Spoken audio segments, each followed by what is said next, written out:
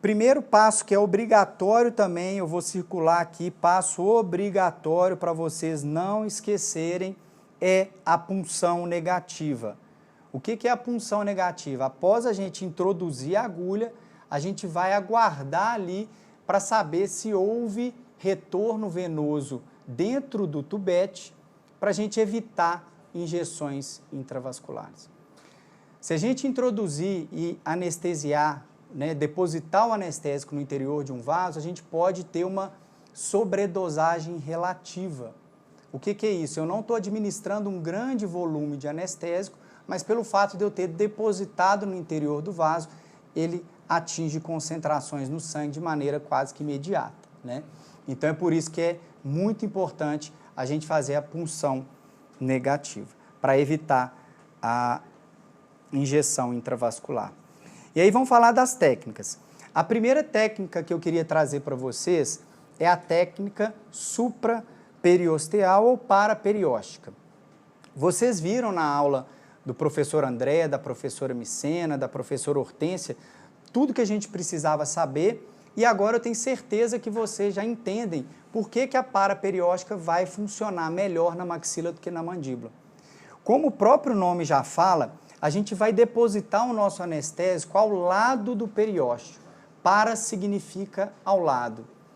E claro que para esse anestésico atravessar a tábua óssea vestibular e atingir a polpa do dente, vai depender muito dessa espessura óssea. Então a gente sabe que na maxila, de maneira geral, na região vestibular, essa tábua óssea é mais fina, o que permite o anestésico difundir, ao contrário da mandíbula, que isso não acontece normalmente. Então, a técnica supraperiosteal é indicada para áreas circunscritas. Como eu falei com vocês, funciona melhor na mandíbula, na maxila do que na mandíbula, especialmente tratando-se de anestesia pulpar. Então, quando que a gente faz a técnica supraperiosteal? Quando a gente quer bloquear um dente ou até 2 dentes. Quando a gente quer bloquear uma área maior, a gente vai anestesiar utilizando as técnicas tronculares. E olha que legal nessa imagem que eu trago aqui para vocês. Mostra exatamente o que é a técnica paraperióstica. A gente vai introduzir a agulha e vai depositar o anestésico aqui ao lado de quem? Do nosso periósteo, certo? Então é por isso que é paraperióstica. Lembrando que para é igual ao lado, não é intraperióstica, lado. Então não é intraperióstica. Então evitem perfurar o periósteo, porque senão você vai incomodar demais o paciente, tá? Quais são as referências anatômicas que a gente vai utilizar? A prega muco-vestibular adjacente ao dente e a coroa do dente a ser anestesiado. Então, se eu quero anestesiar aqui a região do incisivo lateral do canino, eu vou utilizar como referência a coroa do próprio dente, imaginando aqui a raiz dele nessa região e vou depositar o anestésico ao lado, tá? Então é basicamente isso que a gente faz. A profundidade é o ápice do dente, que é a nossa referência. Volume de injeção médio 0,6 ml, o que corresponde a 1/3 do tubete, e vai anestesiar aí a polpa e a área da raiz, periósteo, mucosa adjacente. Certo? Então vamos falar agora das técnicas da maxila especificamente.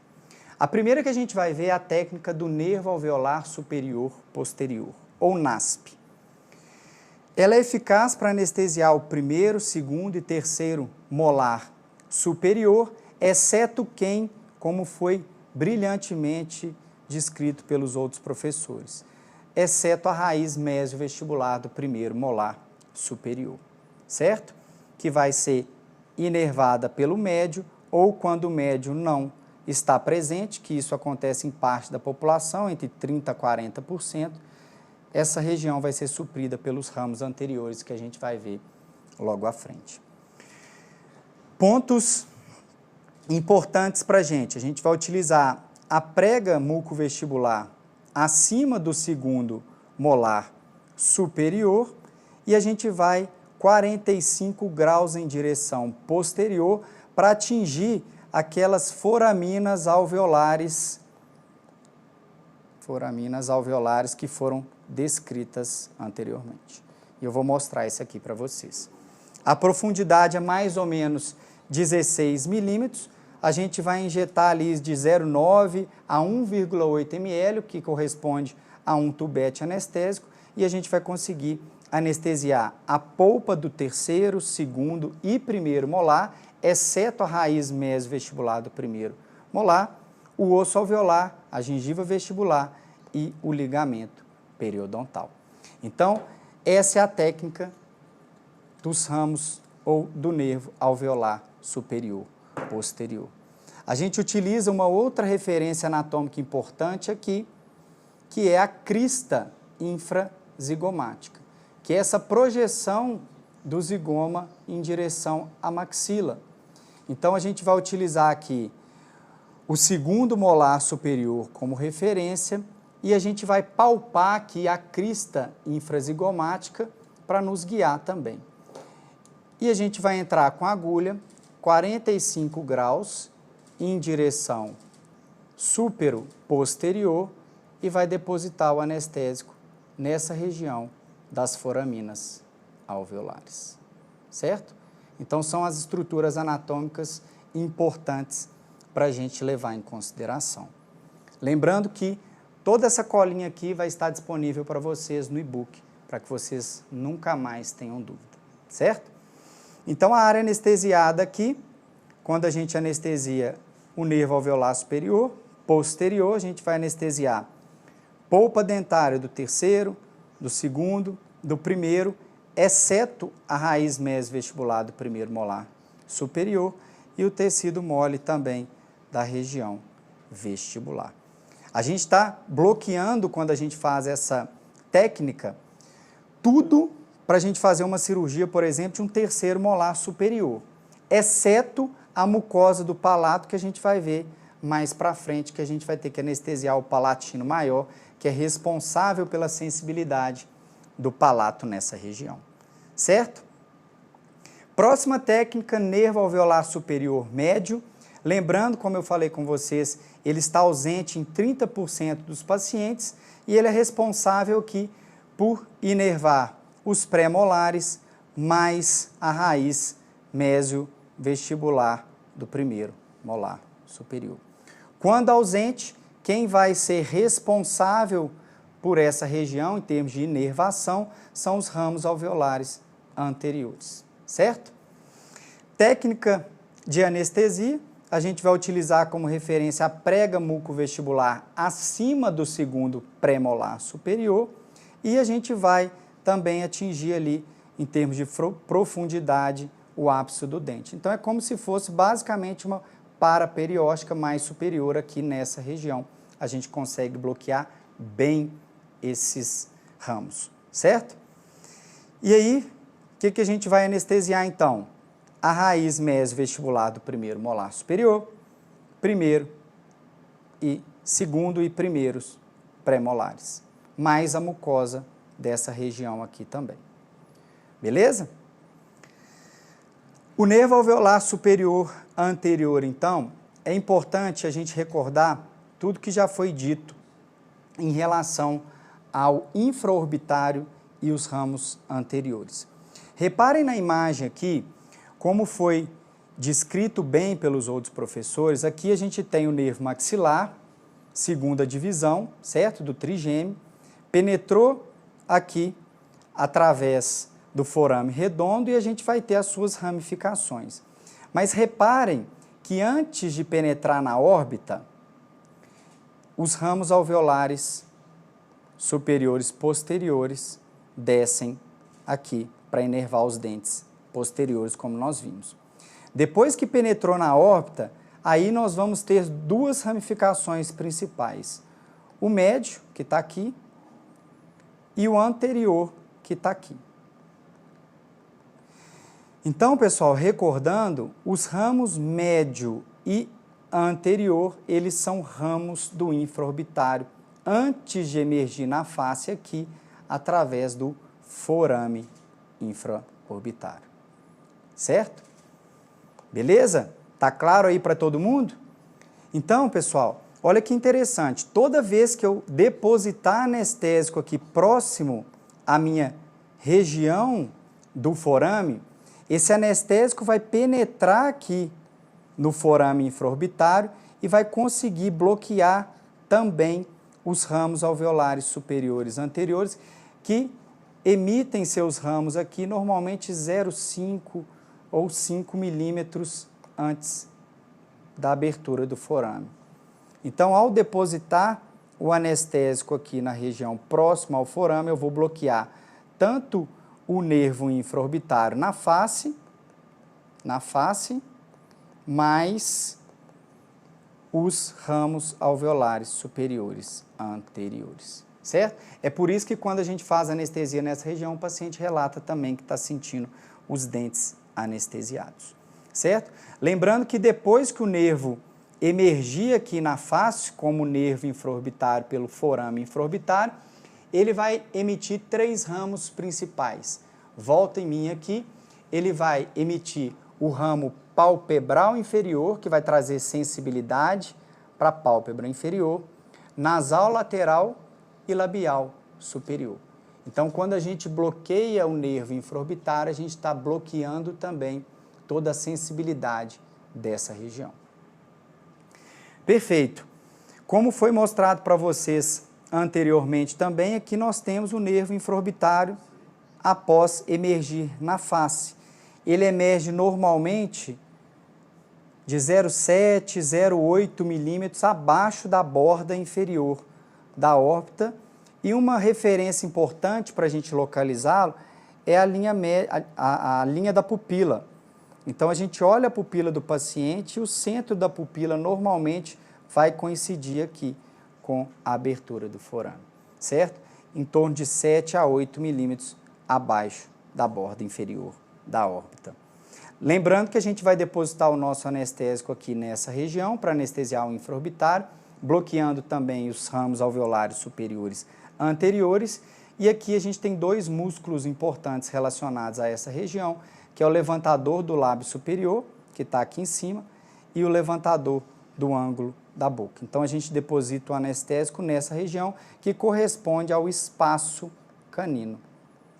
Isso é questão de prova, inclusive. Certo? Quem quiser fazer prova de residência aí, costumam perguntar bastante sobre isso. Então, quando a gente fizer anestesia do infraorbitário, a gente bloqueia o naso também, e a gente vai bloquear toda essa região. Lembrando que quando o médio ausente, quem vai ser responsável pela inervação dele também são os ramos anteriores. Tá claro, pessoal? Técnica anestésica. A gente vai utilizar como referência a prega mucovestibular acima do primeiro premolar superior, indo em direção a quem? Ao forame infraorbitário. A gente vai penetrar 16 milímetros ou até tocar o osso. Claro que eu não quero perfurar o forame, porque isso vai incomodar demais o paciente. Eu vou depositar o anestésico próximo a ele. Volume de injeção 0,9 a 1,2 e vai bloquear aí a polpa do incisivo superior até o canino, o osso alveolar, gengiva vestibular dessa região, ligamento periodontal e o lábio superior, como eu falei com vocês, pelo bloqueio também do nervo infraorbital. Então, quando a gente faz essa técnica, a gente vai bloquear isso tudo aqui, ó. Todos os dentes, mais o tecido vestibular, certo? Coloquei todos os dentes aqui, considerando que esse paciente não tem os ramos alveolares superiores médios, certo? E aí, deixa eu mostrar a técnica para vocês, porque nós temos 2 técnicas e 2 variações. A primeira técnica é essa que usa o premolar como referência, como eu falei para vocês, é como se fosse uma técnica vertical. A gente vai olhar a pupila do paciente, lembrando que o forame vai emergir aqui em torno de 7 a 8 milímetros abaixo da borda inferior da órbita e o forame vai estar coincidindo com a linha da pupila aqui, certo? Então, a gente vai entrar com a agulha verticalmente, atingindo aqui o espaço canino que eu falei com vocês e depositando o anestésico nessa região. Beleza? Essa é a técnica vertical. E existe uma outra técnica descrita também no livro do professor Peter e da professora Lucília, que utiliza o incisivo central como referência. Então, aqui nós temos o incisivo superior, central superior como referência, e a gente vai angular aqui 45 graus em direção ao forame. É como se a agulha entrasse aqui no bordo mésio-incisal e ela vai em direção a disto cervical. Então, deixa eu colocar na câmera superior para ver se dá para pegar legal. Basicamente isso aqui, indo em direção ao forame, bloqueando toda essa região. E para a gente fechar as técnicas maxilares, a gente precisa também correlacionar a anestesia do palato duro e do palato mole ali em alguns procedimentos. Isso porque quem vai trazer sensibilidade para a região das mucosas, como nós vimos anteriormente, são os nervos palatino maior e o nervo nasopalatino, certo? Essa imagem já apareceu para vocês em outras aulas, então, quando a gente quer bloquear aqui a mucosa do palato, até a região distal de canino, a gente vai bloquear o nervo palatino maior, e quando eu quiser bloquear de canino a canino, no forame incisivo, não ficou feio demais, vou redesenhar, a gente vai bloquear o nervo nasopalatino, certo?